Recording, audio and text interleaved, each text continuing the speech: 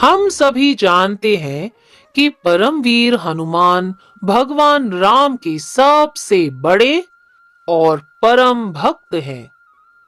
क्या यह जानकर हैरानी नहीं होगी कि भगवान राम एक बार हनुमान से लड़ने गए थे? तो आगे क्या हुआ? आइए आज इस कथा को सुनते हैं। सच कहें तो हमें भी यह जानकर हैरानी हुई कि एक समय पर भगवान राम और हनुमान के बीच कभी लड़ाई हुई थी। रावण को मारने के बाद राम अयोध्या लौट आए और उन्हें राजा का ताज पहनाया गया। यह कहानी उस समय की है जब राम वनवास से लौटकर अयोध्या के राजा बने थे। उस समय तक हनुमान उनके परम भक्त के रूप में उनके साथ रहते थे।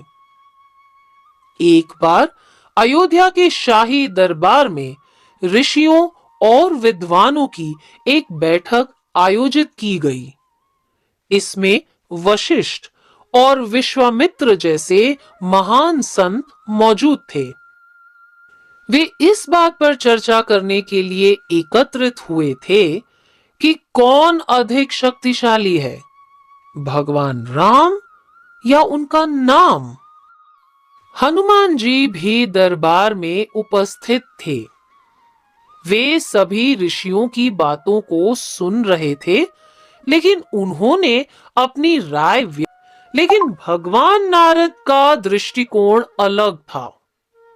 उन्होंने कहा कि भगवान राम का नाम स्वयं राम से कहीं अधिक शक्तिशाली है। ये अजीब था, है ना? सारे ऋषि उन पर हंसने लगे, लेकिन भगवान नारद गंभीर थे और वह अपनी बात साबित कर सकते हैं। उन्होंने चर्चा के बाद हनुमान को बुलाया और कहा कि वे विश्वामित्र को छोड़कर सभी ऋषियों और विद्वानों को सम्मान दे।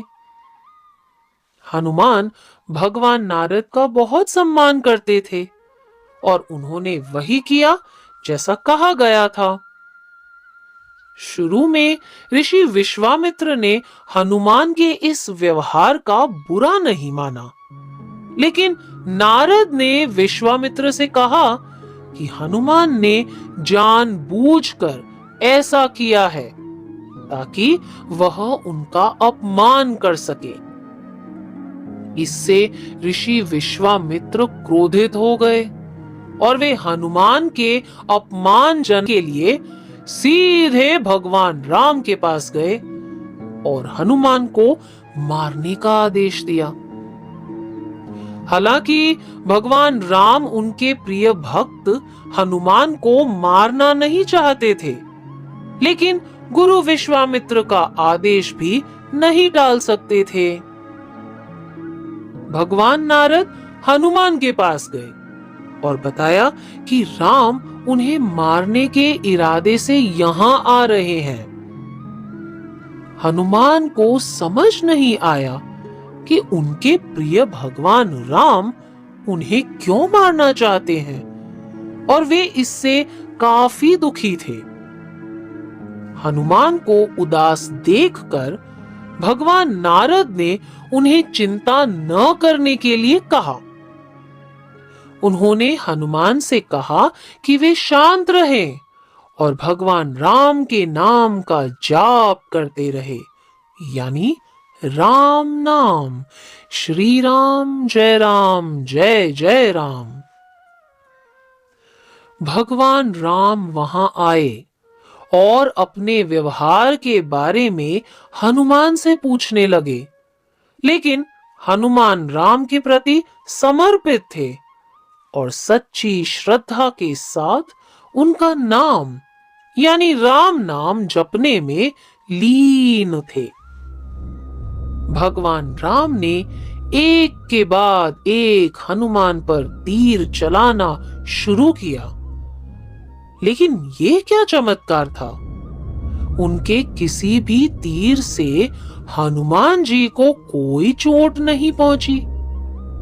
भगवान राम के सभी हथियार हनुमान जी को नुकसान पहुंचाने में असफल थे। अंत में भगवान राम ने हनुमान के खिलाफ ब्रह्मास्त्र का इस्तेमाल किया। हालांकि वह भी हनुमान को नुकसान पहुंचाने में असफल रहा।